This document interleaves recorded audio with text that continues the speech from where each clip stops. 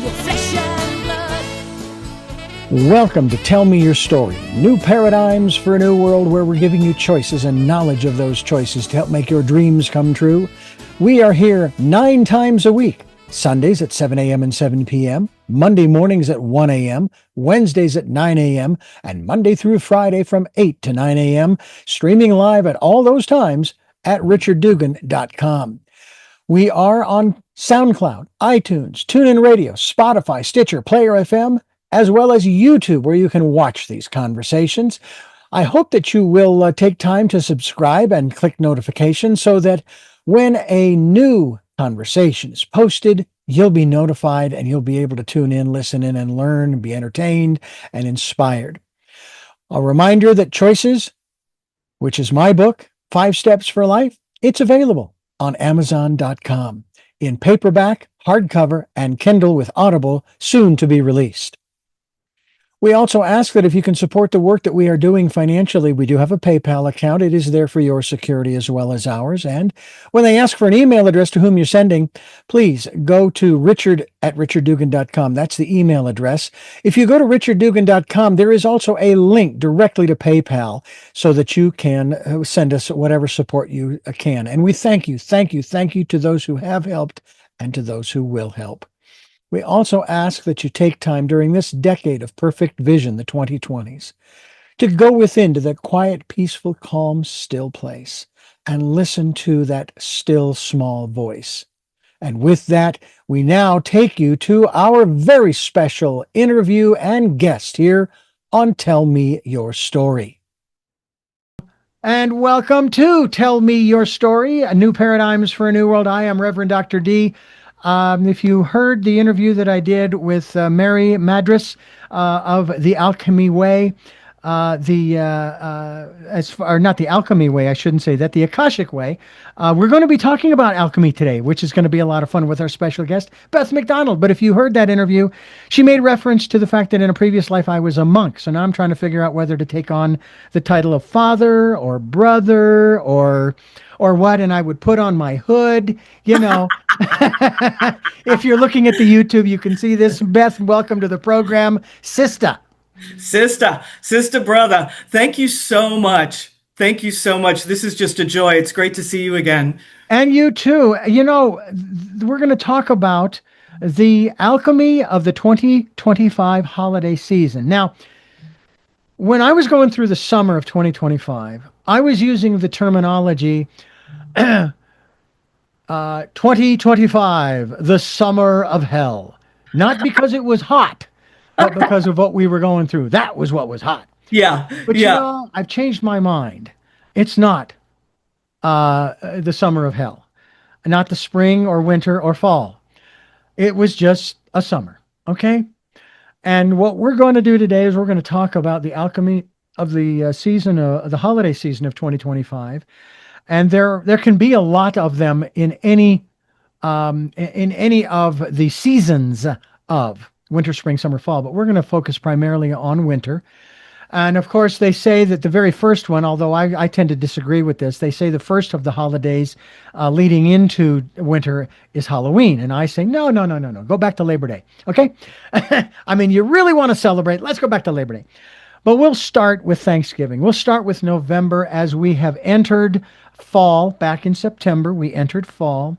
And we are about to depart fall shortly, well, actually in about a month, thereabouts, in December, which, by the way, the 21st is the ceremonial anniversary of my wife and our wedding, okay? We were officially married the 30th of June with a license, but the ceremony was on the 21st of December, which I will never forget. And believe it or not, there are pictures that I have where I built this what is it called? Eucalyptus branches, big, thick ones. And I made an arch and I planted it in the ground and we were married under that. I have a piece of that. I saved a piece of it. I didn't bring the arch with us, but I have a small piece. And I know that we're going to do our best to celebrate in our new space, in our new home, and very exciting. But what is it that is meant by the alchemy? Oh, okay. Alchemy is an ancient word, and in its most original, most literal sense, it's about making valuable things, making good things out of less valuable things, darker things, difficult things. Mhm. It's kind of where we get in modern parlance, it's the equivalent is making lemonade out of lemons, Ah, making something valuable, something useful, something helpful, something delicious out of something that originally might not be so. Now, of course, in the late medieval and early Renaissance, they got more literal, more specific about it. They were trying to figure out how to turn base metals like tin or lead, particularly lead, into gold. And that's the thing I think that most people are familiar with. And I think that analogy is really perfect in a hmm. lot of ways because gold is the most valuable metal. And so I started using this term around astrological transits back around the year 2000, 2001, when the Twin Towers got hit and the Afghan Iraq wars began, and the economy tanked so badly, and it was particularly difficult during the Mercury retrogrades. And so I really started using it around the Mercury retrogrades. And 25 years passed, I found it has other applications. So I'm using that a lot more for any difficult transit because I firmly believe there is alchemy in every moment, and all we have to do is figure that out. Mm. Well, that's a big challenge.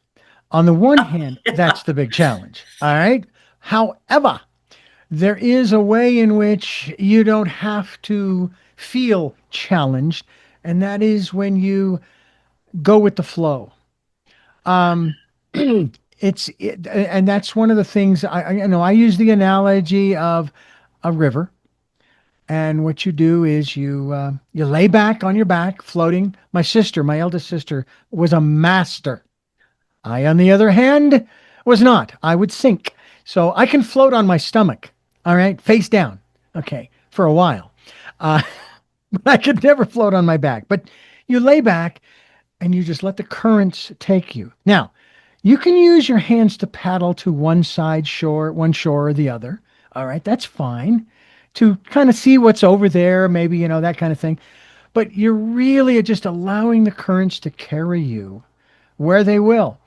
Now, some will say, yeah, but when I do that, I'm giving up my individuality. No, you're not, because you are making the individual choice to allow the river to take you. And I have to say that's what my wife and I did.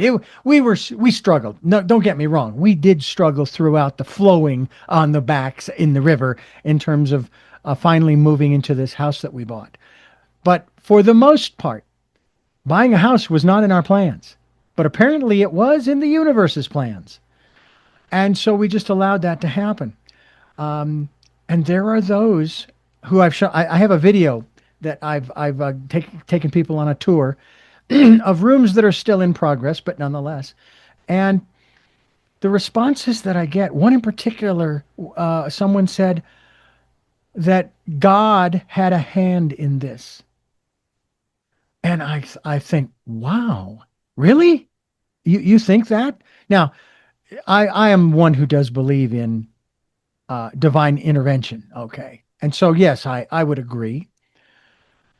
But at the same time, aren't there processes through this alchemical process that we have to in a manner of speaking, it's not enough to flow. We have to be willing to get our hands dirty too. In other words, there's action that is required of us even while we're in the flow, right?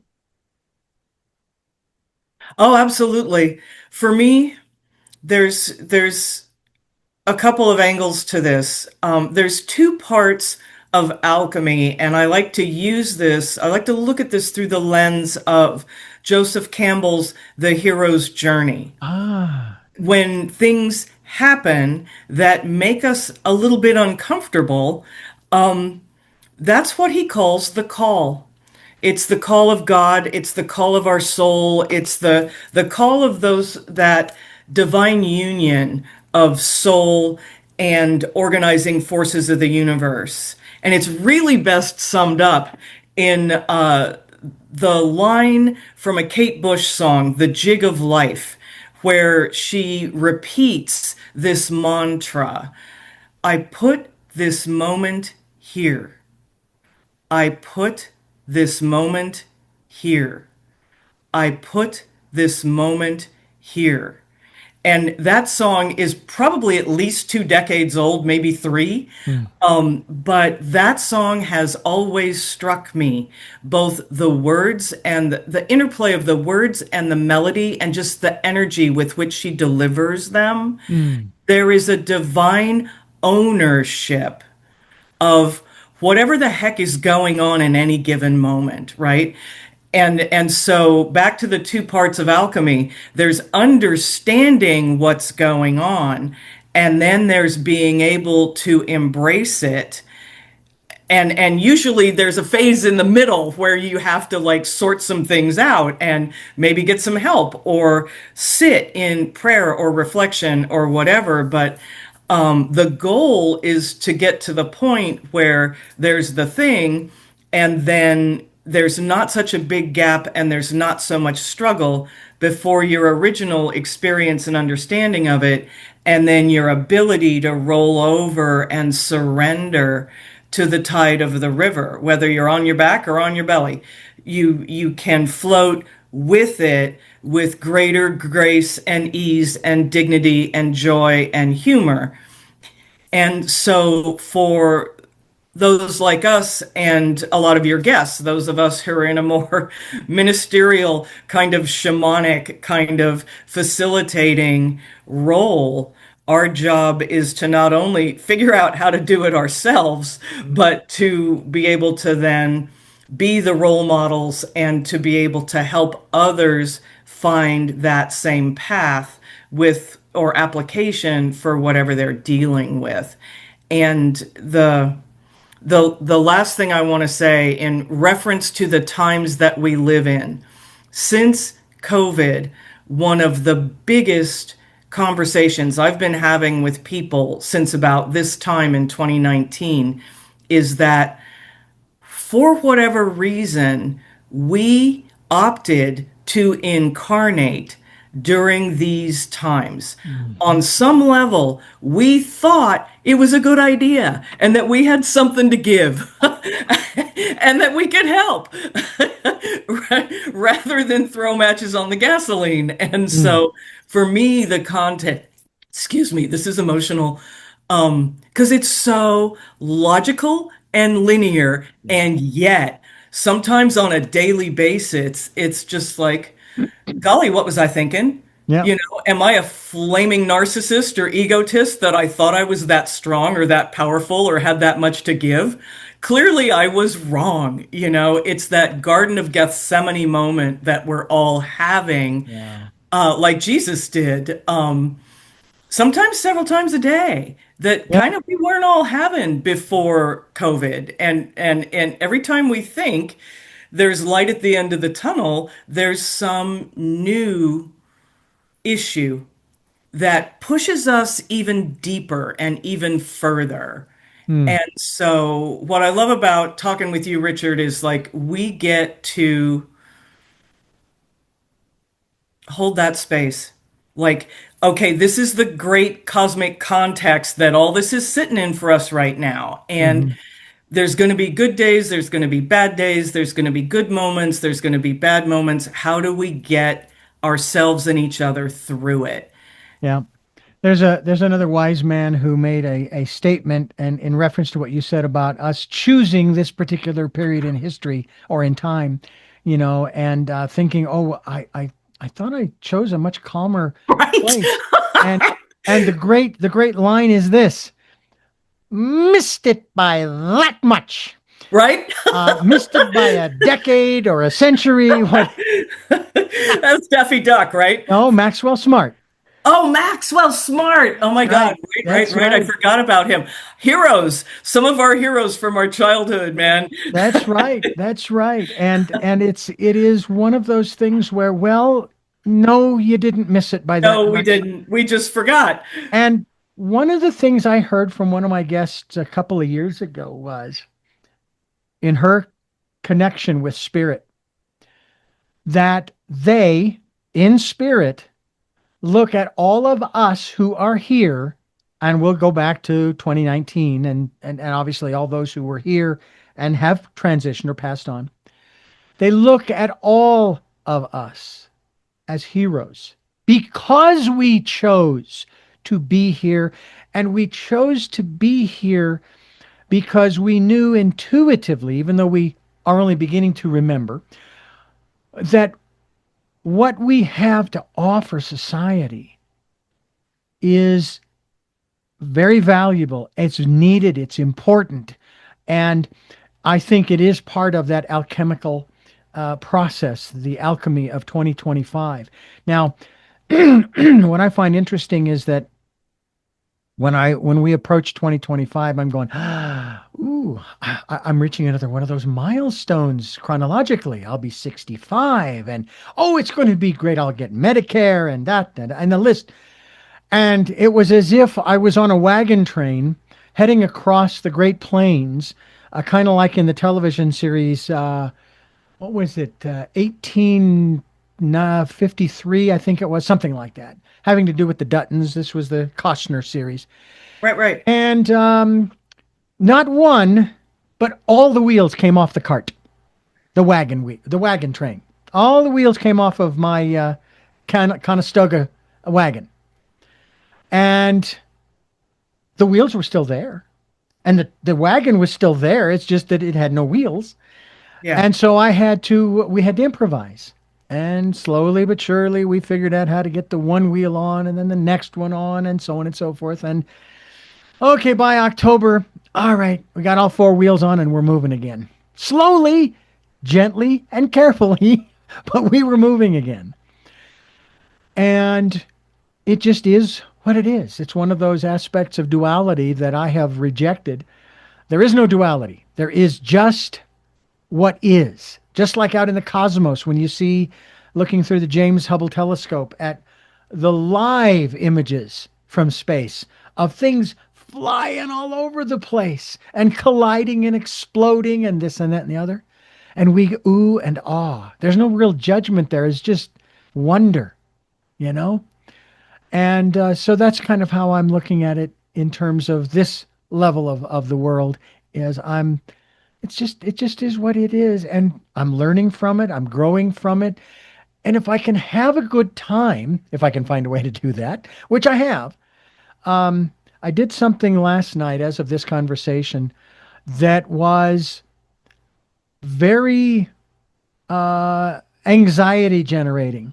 We've had, obviously, across California, a lot of weather going on, a lot of rain and this and that and the other. Well, the rain was still coming down, but also what had come down was the cloud level. And we're talking about visibility of probably not more than 10 feet. I'm doing 15, maybe 20 miles an hour on these mountain roads. I made it to my destination unscathed, took care of my business. I made it home unscathed. And when I got home, we both agreed, Amrita and I both agreed, you know, I don't think I really needed to make that trip, but I made it. And I know how to do that if I have to. And that is, you go slow. There is no rushing from point A to point B. Do you think that is part of the message here today, talking about the holidays here in 2025, that we need to slow it down? It's okay to slow it down. Absolutely. And once again, you are so prescient and so psychic about this.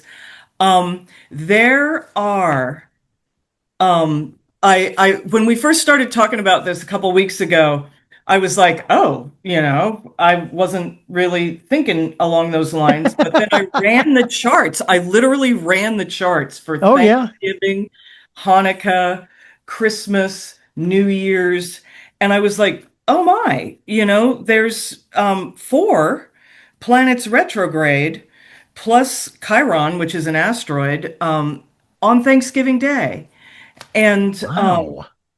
and that's kind of a lot. And what happens during retrogrades? We slow down. We yeah. So your visual is second gear. You like Yeah. downshift into second Yeah. gear Mhm. and just keep reassuring yourself, this is Earth, these are humans, second gear is just fine. You're still moving forward as long as you're moving forward. Now, the tricky part for me, and this is part of the reason you want to go slow, is that the planet Mars, which rules anger and arguments and fighting and violence and even war, is a major player throughout the holiday season. And it's normal for us all to have to try and navigate our upsets and other people's upsets during the holiday season. But between the Mm. placement of Mars and a lot of these retrogrades, it's going to be more important now than ever.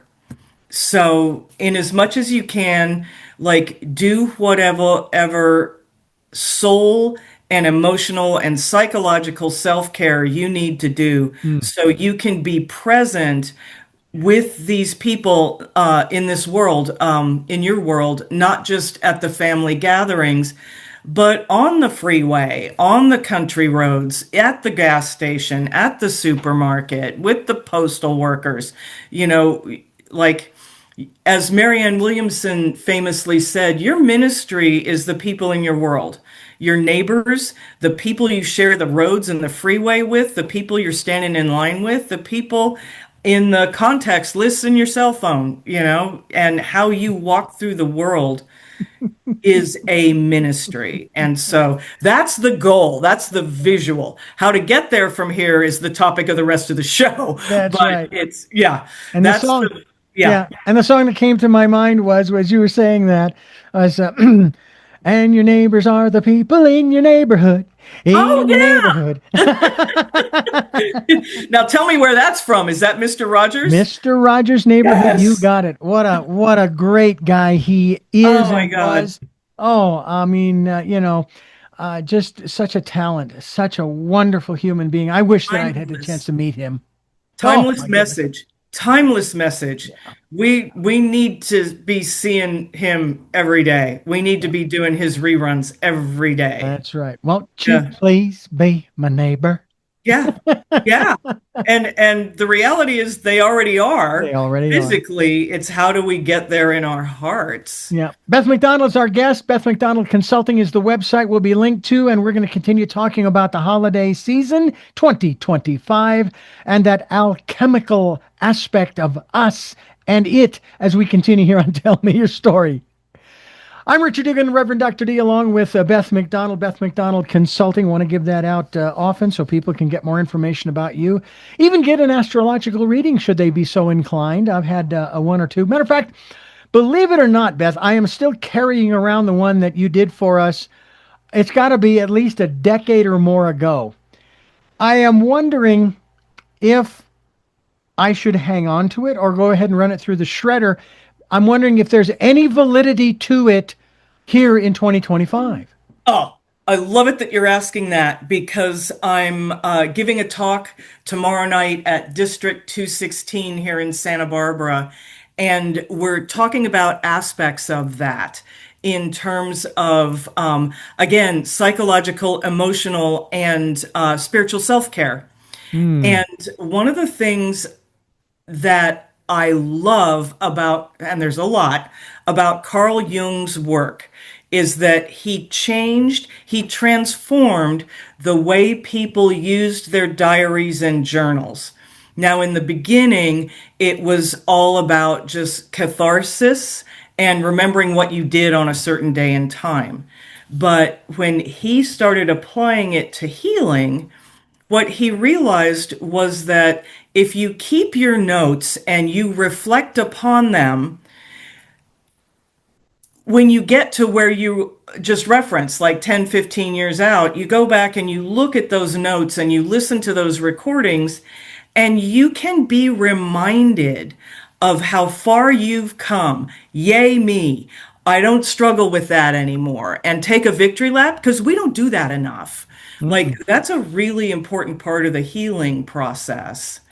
And then the next piece is like, oh, I still struggle with this, but not so bad. Here's where I could do some maybe experimenting with some fine tuning and see if this works. I haven't tried this yet. And then other places are like, oh golly, this is still the bane of my existence. And I haven't gotten a lot of traction on that. So maybe let's look at what I've tried and how I felt about it, how it worked, and let's begin to formulate a plan. Mm.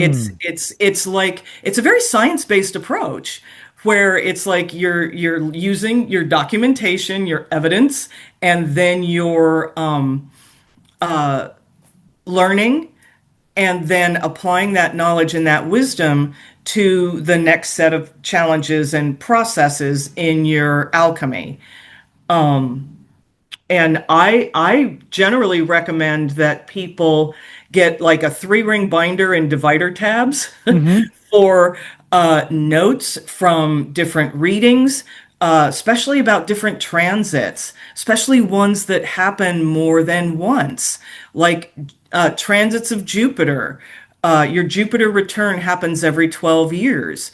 And so if you look back on what happened the last 2 or 3 times Jupiter returned for you, you can better anticipate, plan for, use the magic of what you learned about what happened before.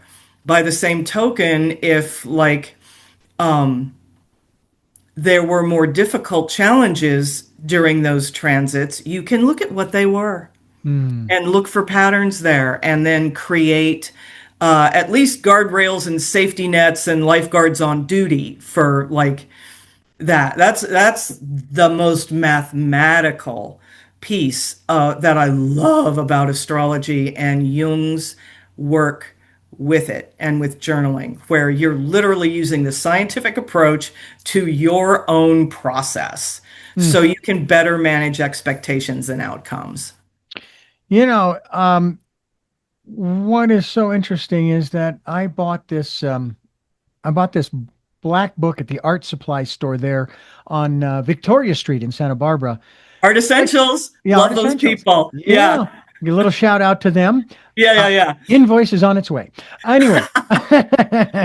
And thank you. Oh, very much so, because Good this is a, Lord, thank you. yeah, Yeah, blank book. It's blank. There yeah, are no, and it right. was designed probably to use, colored pencils or chalk or not chalk, charcoal, that kind of thing. But I used it to write down Yeah, certain things. And as a matter of yeah. fact, I was working on a song that I had written for my father that I delivered at his memorial.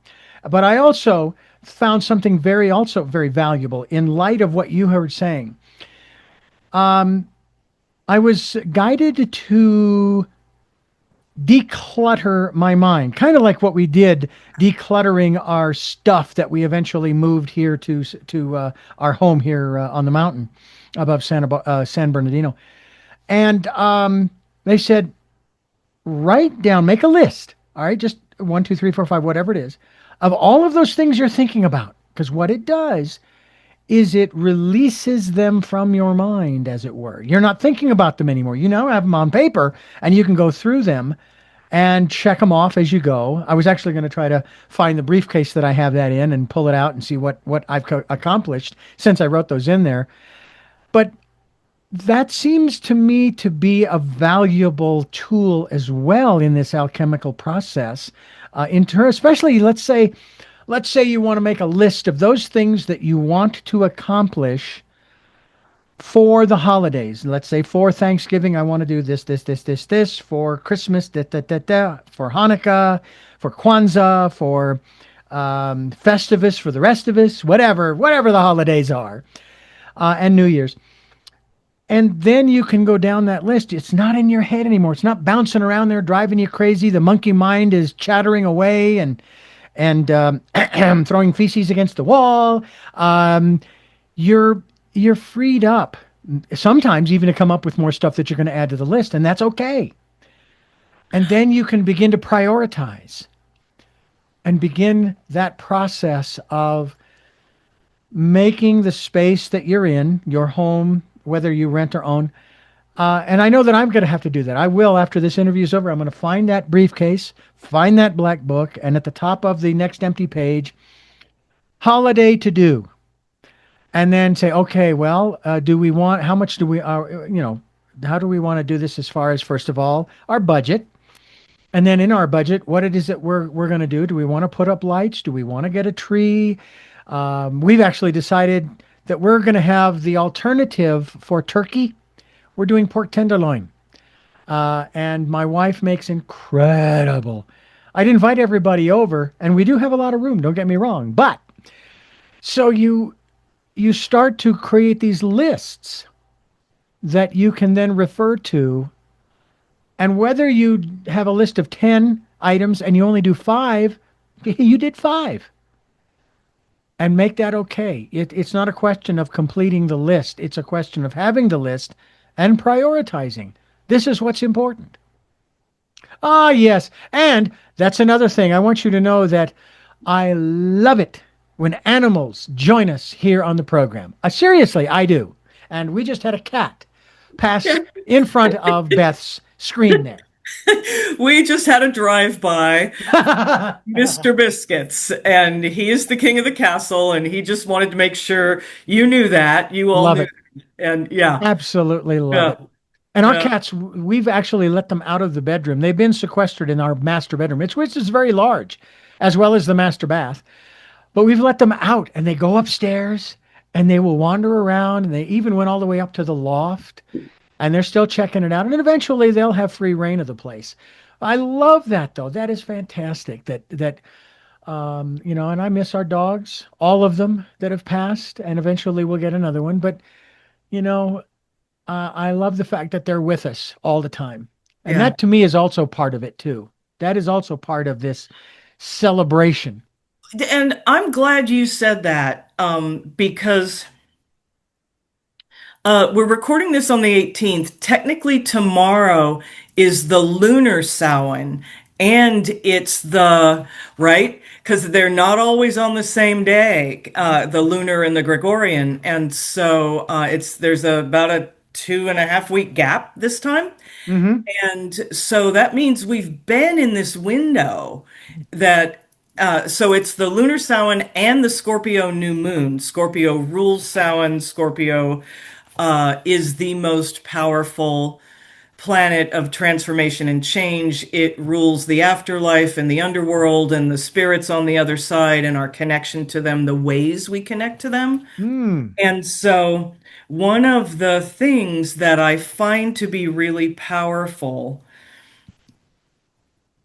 at Thanksgiving and the following holidays is finding ways to keep those ancestors and their energy more front of mind, and to invite them in certain cultures. You leave an empty plate at the table. Mm. In others, especially Greek Orthodox, I have an amazing bunch of Greek Orthodox clients, and they have altars in different parts of the house that are going all the time. And and it's very similar to some of the Asian and African traditions where you've got these altars at some point in some place in your house, and you're always leaving a cup of tea or leaving an empty plate at the table, or leaving doing very visible, visceral actions that keep that connection alive.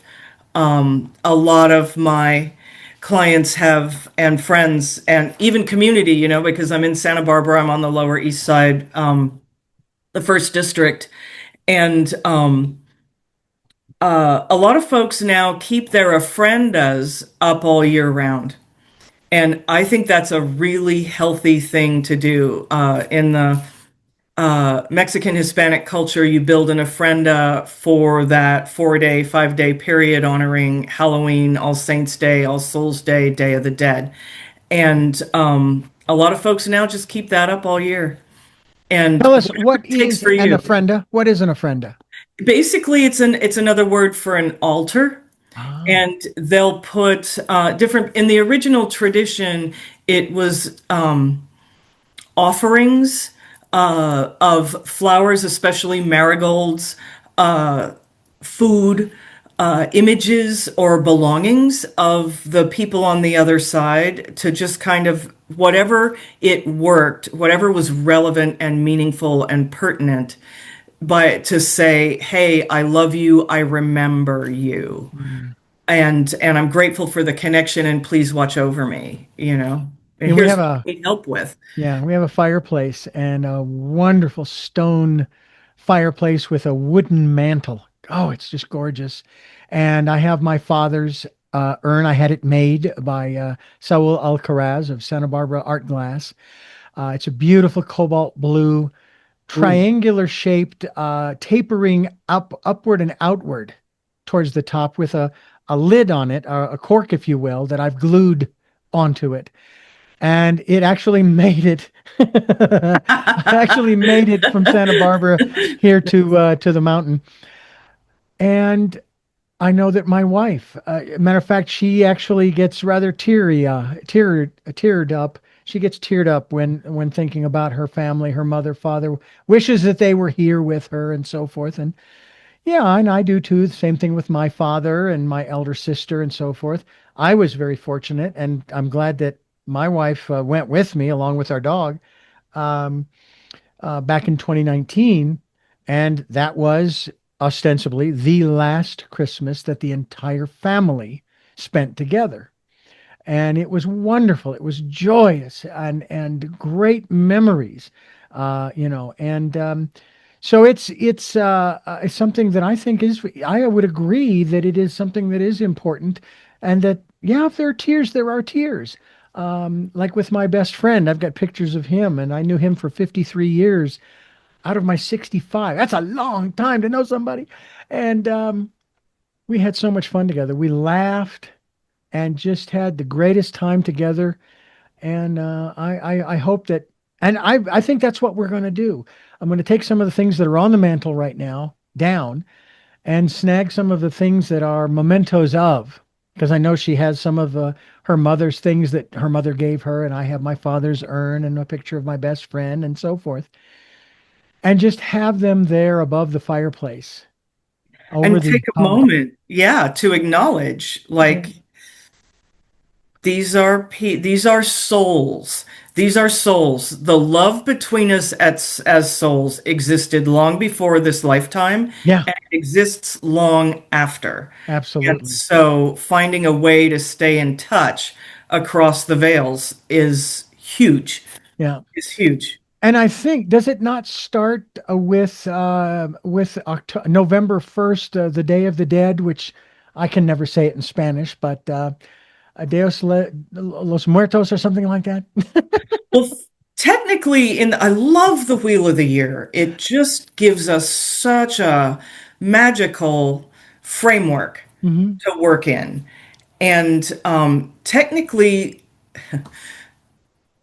the wall starts really thinning around Lammas, which is the beginning of August, late July, early August, Oh, wow. Okay. because that's the first official harvest season celebration. The word Lammas in Gaelic means first fruits.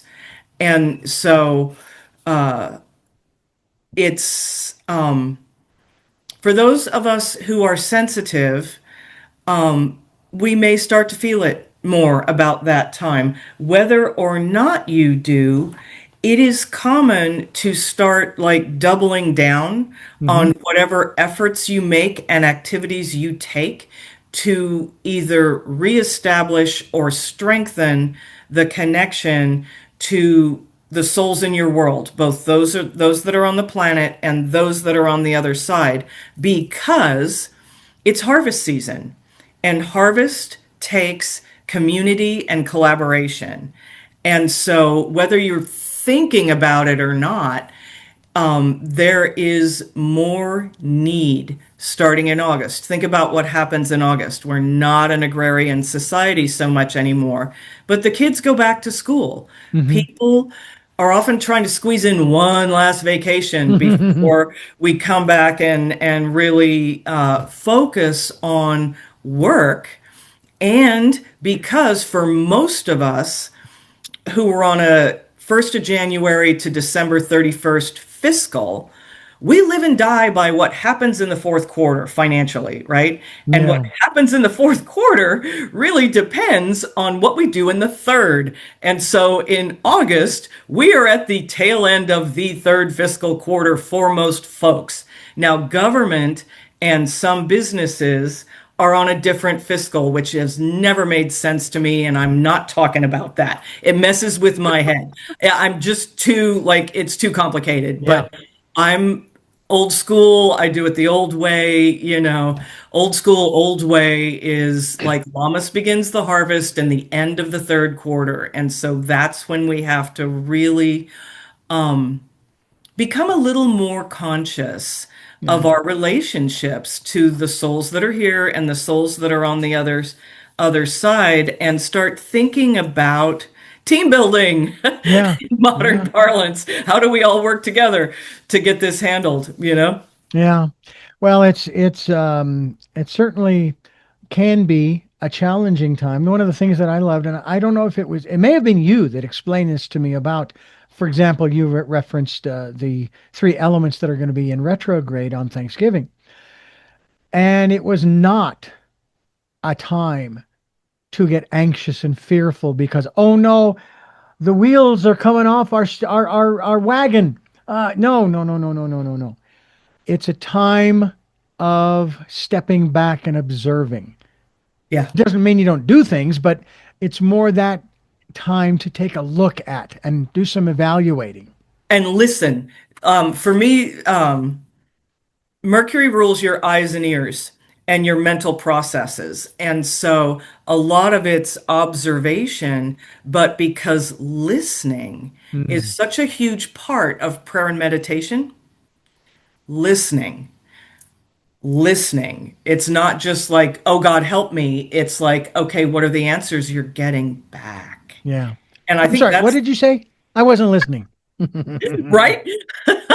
Right. And so the interesting piece for me becoming an astrologer when I did in the early 90s is that there were these big transitions going on from the more Renaissance and ancient understandings and applications of astrology, and then looking to where the next generations took them.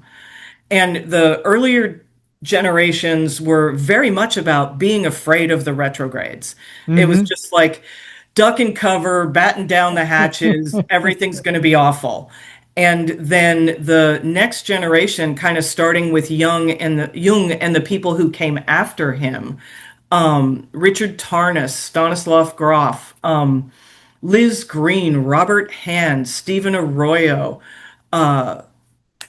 Jeff Green, and then Forrest. Forrest, I'm sorry. But there was a lot of them that like pioneered this next gen Mm. Western astrology. Sometimes it's Western psychological astrology. And that was where it was like, okay, how about we not choose to live in fear? How about we acknowledge what historically and scientifically these transits have brought us and then build on that? Yeah. And use the energy of it. And then from that, there's just volumes of books, which as a Gemini I adore, about strategies on how to deal with every single one, every single Mercury retrograde in every sign, in every planet. When it's conjunct something, when it's opposed something, there's always recipes. They literally call it a cookbook, where you can look up what is known to be clinically normal in these kinds of placements, and then here's solutions, here's action steps. It's amazingly liberated for those of us with a lot of air and fire in our charts. The discipline is the problem. The answers and the solutions are not the problem. They are there. The discipline and the focus and the follow through, the consistency is the life lesson. That's the hard part. Yeah, yeah. We're talking with Beth McDonald of Beth McDonald Consulting, and we're talking about the alchemy of the 2025 holiday season as we continue here on Tell Me Your Story. I'm Reverend Dr. D. Richard Dugan, and Beth, it's been interesting to kind of look back. As a matter of fact, Amrita brought this up last night as we were watching television, and I can't remember if there was a holiday special on. It's a little early for that, but then again, there were Christmas ornaments and what have you in the Costco in September, so no big deal. Right. But we got to talking about, and she was referencing some dreams that she's been having about Christmases gone by, like maybe when she referenced when she was 5 years old and so on and so forth. And I think about that there was one Christmas in Phoenix, and I can't remember how old I was, but I was probably 5 or 6. And we actually had snowfall on the ground. No, it was not frost on the my dad's Bermuda grass. It was actually snow. It got that cold in that early or mid part of the 60s. And now here I am living up on a mountain, and it is quite possible that we will have snow for Christmas here in our new home.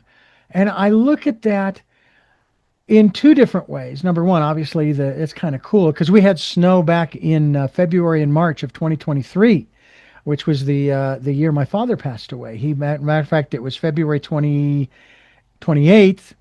and then it was March 1st, and we had snow on the ground, and that was when he chose to leave, which I thought was rather interesting. And so this is actually going to be a holiday for us to where, yeah, we could have this wonderful whiteness that a lot of people think of, that when you start thinking about what a lot of folks do, they say the true meaning of Christmas, and I look more at the solstices as those benchmarks in terms of wintertime. And we're transitioning into winter, which means, okay, you're going to have a little of that white stuff on the ground. Hopefully it's just a little and not too much. But it's a time, obviously, for reflection. When we go into September and October, going from August, we're heading into the harvest season. Well, by the time you get to Thanksgiving and into December, harvest is done. You better have harvested everything, and now it's time to take stock. Right. And then even to start thinking about the coming spring when everything thaws and the cycle begins again of rebirth and the green buds coming onto the trees and so on and so forth. So it seems as though this cycle that we go through as human beings, that I'm describing, is actually kind of devoid of what's going on in the real world that you can see on social media and so forth. This is a deeper thing that we're talking about here than whatever's going on at your respective state capital or your national capital or elsewhere in the world and so forth. This is a time, and I correct me if I'm wrong, this is really an introspective time, isn't it? Yeah, again, I am a big proponent of the ancient wisdom that is what they call the wheel of the year. It was literally the first clock, the first religion, the first science. When ancients started tracking the solstices, the equinoxes, and what's now come to be called the cross quarter days, the 6 week points in between, Oh, because that's that's right. how originally the ancients started tracking the movements of herds. So they knew when to follow and then how to prepare for the seasonal changes. And then later, that became absolutely instrumental for the shift from a hunting and gathering society to humans being settled in communities and beginning to integrate herding and farming into that. And then that became the foundation for the feudal system in Europe during the Middle Ages and Dark Ages, and then that's a lot back to what we were talking about with llamas Hmm. and the third quarter and the fourth quarter. It's the foundation of our business system today. And so with my professional clients, and I just had this conversation last Tuesday with some guys from San Diego where it was like, okay, this is the time of year when we start assessing all of our data. Let's look at our year to dates in terms of earnings and spending. And that's look at why the data was what it was. Hmm. And then let's also, if you're going to do surveys, and I'm a really big fan of surveys, it's a good time to do them. Now, by surveys, I mean this. If you're employed by somebody else, if you punch a clock, if someone else pays your paycheck, it's a good time to look around and see what other companies are paying somebody like you for what you do.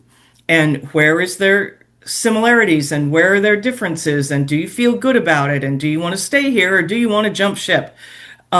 Because this is the time of year to be doing that reflection. By the same token, if you're self-employed, like me, this is a good time to look around and do a survey of like the top 10 people who do exactly what you do. How do they do it? Or as close to what you do as possible. How Hmm. much do they charge? What do you get for what you charge? Because different people run their business models differently, and that sort of thing. And then, are you where you want to be? You know, um, Mm. are you in the middle of the pack? Are you at the top of the price points? Are you considered a thought leader? Do you want to be? Yeah. What works for you? And then the period literally between Thanksgiving and the solstice, I think, is a really good time for introspection, research, and then beginning to put things down on paper. Mm. By the winter solstice, I like to be begin to start putting some notes down on whatever your business plan and your marketing plan or your strategic action plan is going to be for the coming year. What is it, 2026? 2020. Yeah, I know. Yeah, I'm yeah. sorry. I just celebrated my birthday in 1982. I'm behind. Yeah. No, my mother used to always celebrate the anniversary of her 29th birthday. Yeah, So that's where I'm coming from. Like yeah, we yeah, we don't talk about like yeah. But there's a counter aspect to everything that you've just described. But it is taking into account the statistics that are telling us, and again, I am not saying I have this information. I'm saying that I'm repeating it, and I don't know if it's accurate. But for the sake of argument, there are those who are saying that at present, in November of 2025, the economy is crap. It's just horrible. Prices are this, and income is that, and da da da da da da da. okay, so time out. Yes. Time out. This is a perfect example of things. Okay. Yeah. The one of them is as long as I have been an adult, Hmm. like I came of age. I graduated from high school in 79. Like that was literally the first big recession since the Great Depression. Mm-hmm. And we thought it couldn't get worse. And then it did, and then it did, and then it did, and then Mm-hmm. it did. And Mm-hmm. for our generation, our lives have been dominated by recessions more than they have been of sustained economic growth. Okay. The problem since I came of age is that is the with the way we measure. And the way we measure economic success is largely based on the stock market and the Sure. performance for investors. It really doesn't look at the day to day economic success or failure of the average American. We live in a country where, for the most part, the minimum wage is still slightly above $7 an hour Mm-hmm. and it's been that way for decades. You cannot tell me that is okay. And so you really have to be careful whose facts you're looking at and Right. why you're looking at those Mm-hmm. and not using the broadest possible wide angle lens, especially when you're in income brackets like yours and mine. Yeah. If we were in the top 1%, Richard, we could look only through that rubric that you mentioned. Right. But we are self-sabotaging if we do Sure. that. We're Well, fools. well, here's Yeah. here's the point. Number one, to take into account my income, uh, my salary Yeah. for the past 17 years that I have been employed Yeah. hasn't changed. And you're not alone. And what's Okay. wrong with that picture? That's not remotely okay. Well, okay. I accept your assessment. However, I certainly have been doing other side projects and so forth. Well, you But have the to. point, the point that I am making is I've been making exactly the same for 17 years Yeah. and I'm still here. My wife and I just bought a house, okay, and so forth. But here's the second point, all right? Second point.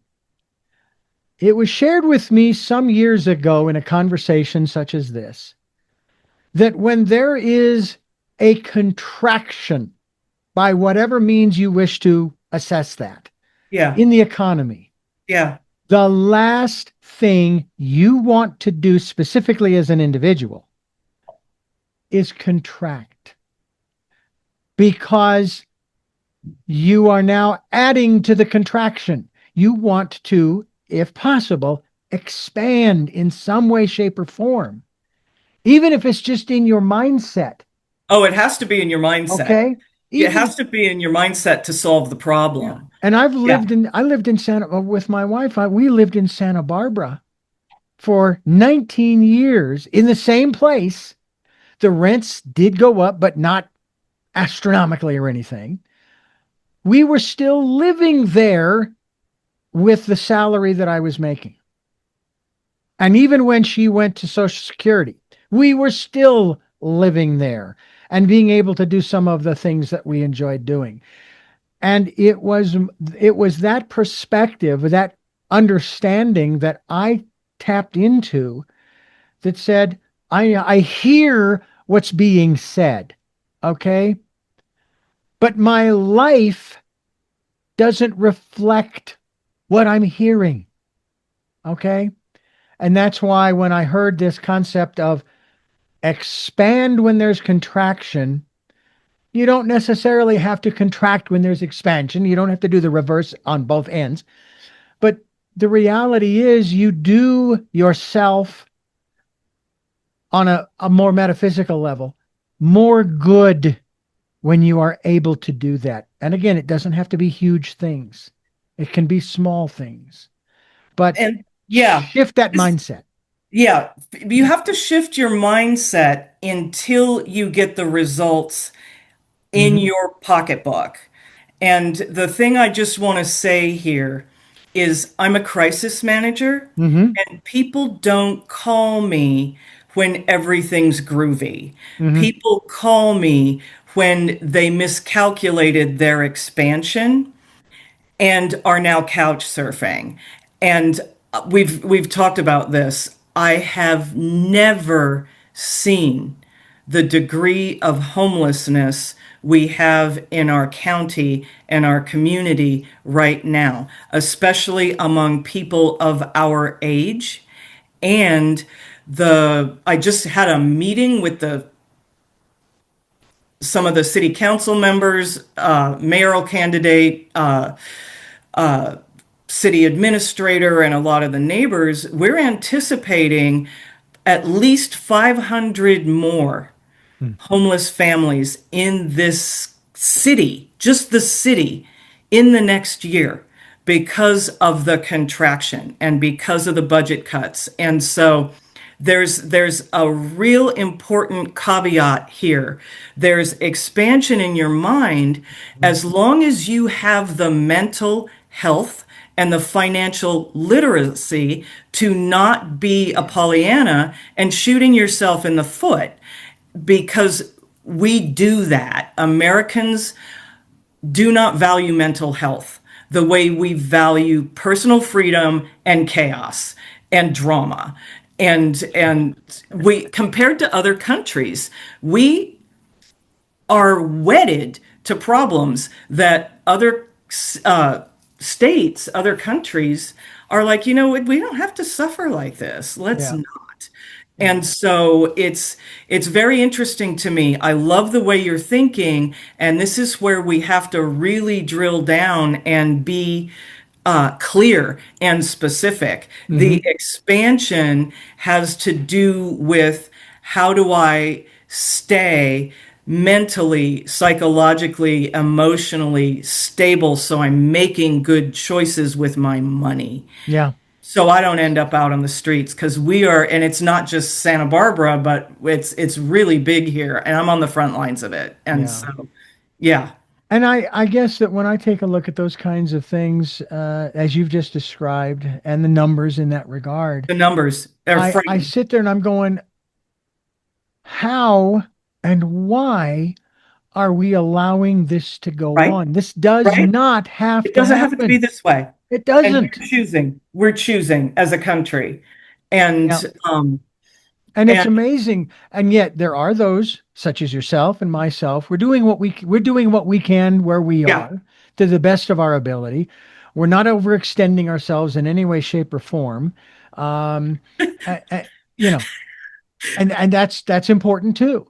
But at the same time, we have to live and so forth. And I will say that what was real interesting was at the beginning of November when I started to see certain numbers coming in from our utilities and this and that and the other thing. I'm going, uh-oh. But then, but yeah, but then I started looking at them more closely, and I'm going, yeah. oh, no, it's okay. It's fine. It's it. Again, the analysis Mhm. of this time of year. Yeah. And so, along those lines, I want to circle back around to the Sure. concept of the holidays Hmm. and back to the intergenerational relationships that Very span important. both this side and Hmm. it's a huge part of the holiday celebration. And in times like this, well, for the last, like, we've had mental health problems in this country for decades. Oh yeah. And it's just become more and more and more contentious and exacerbated. And so for years, people in our line of work used to really advocate gratitude exercises for these family gatherings, whether it's cocktail hour or dinner or after dinner. It's like, can we try and have a conversation about the things we're grateful for? Can Hmm. we try and consciously steer the conversations to more positive terrain so nobody leaves crying or mad? And as a culture, we've kind of struggled to do that. Hmm. And so, as a professional who coaches people, I've been struggling for solutions because it's turned out to be much harder than I thought.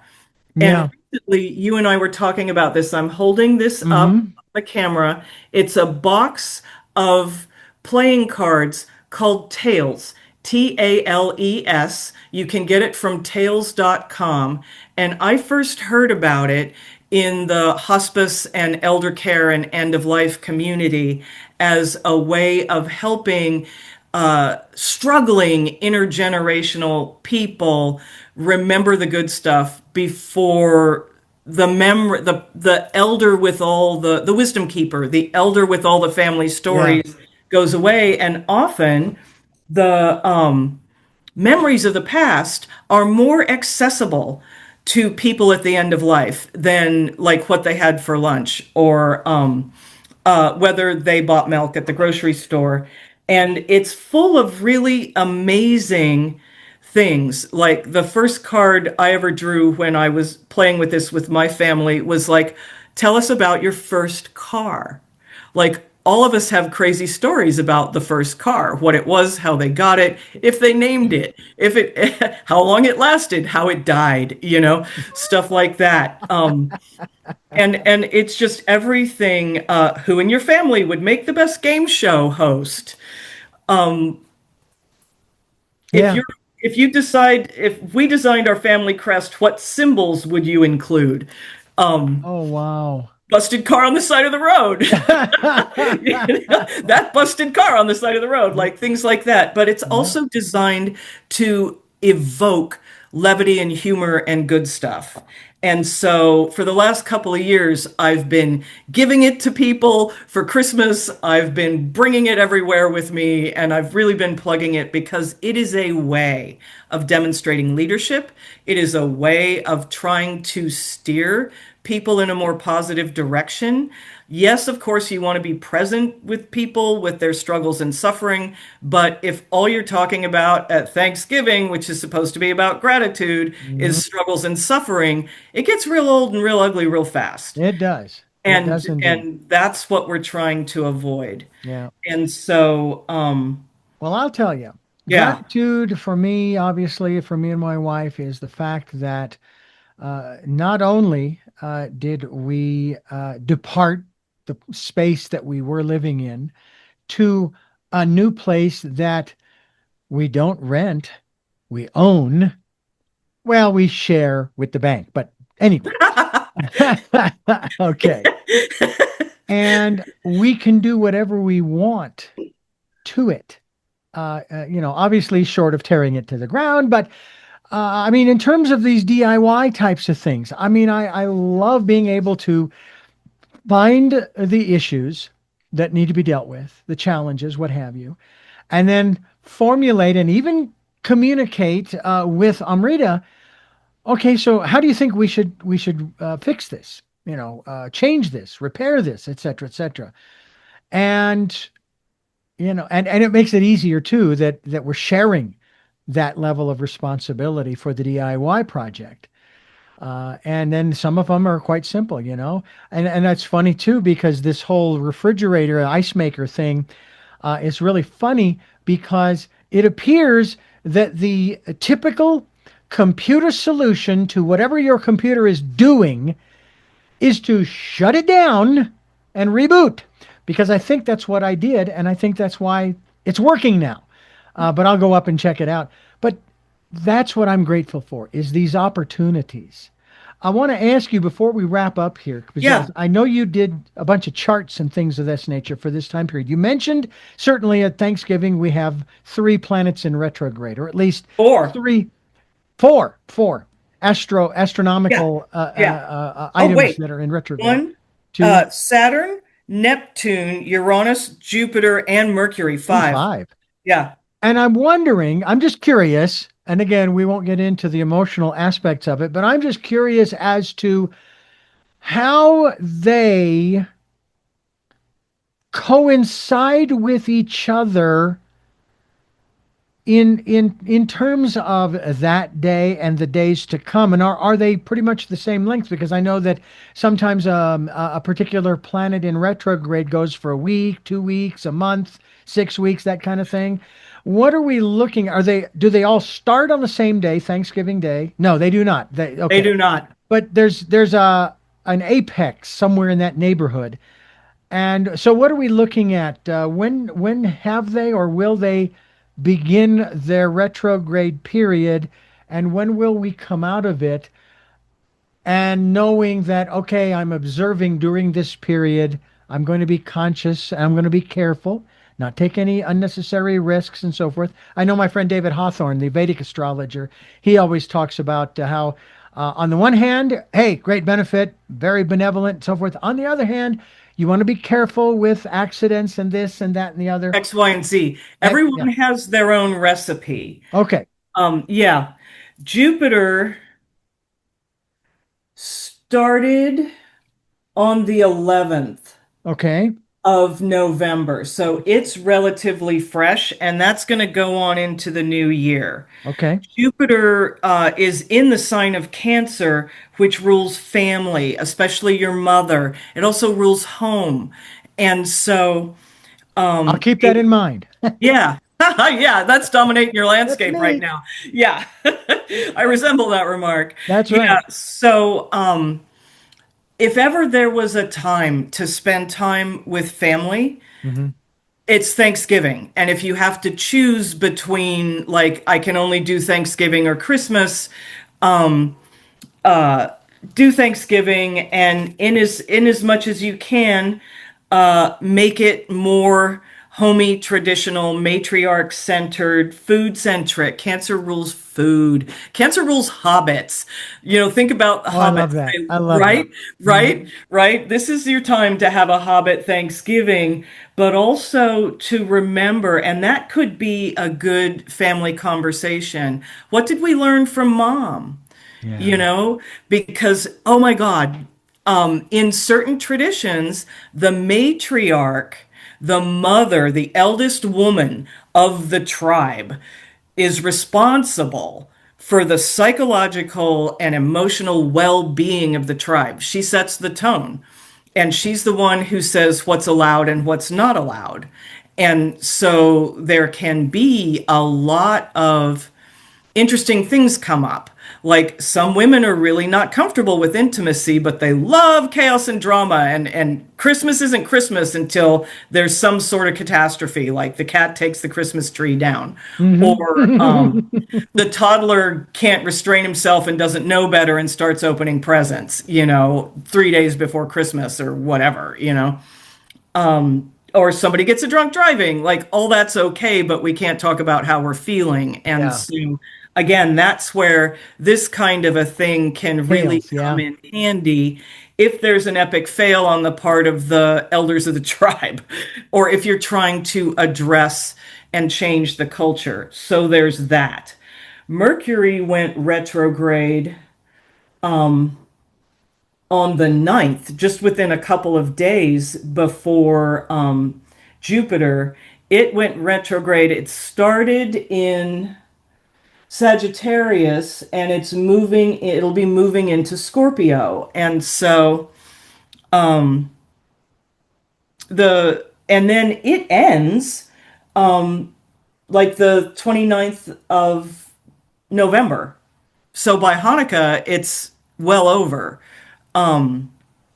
But the tricky part with the Mercury retrograde in Scorpio is that we're yearning for greater depth and meaning. We're Mm. yearning for soul food. We're Mm. yearning to be seen and heard and appreciated. And usually these family gatherings are not where we go to get that. No, not usually. And so, again, anything you can do to manage your emotions and your expectations before you go in, Yeah. and then have a plan to deal with the chaos, is going to be huge. Well, I'll tell you, the Christmas that we spent with the family on the in 2019, my youngest sister is one of the greatest organizers and planners. Oh my heavens, she had it. And it wasn't like, oh, it's time we got to do this now. Okay, it's time we got to do it. No, she wasn't like Yeah. that. But she had a sequence of events leading up to all of us piling into the cars that we had. She had printed out for each of the cars a map to go look at the Christmas lights. It was fabulous. Oh, how cool is that? Well, Beth, I hate to cut us short here, but This has been fascinating, and I really am excited about the prospects for the new year. We'll get together again in January Cool. to do a look forward to what we Absolutely. can do and how we can plan and strategize and so forth. But before I let you go, thank you so much for Thank you. enlightening us about especially the retrograde aspect and all of the other things we've talked about in regards to the alchemy of the holidays of 2025. And look forward to talking with you in the new year.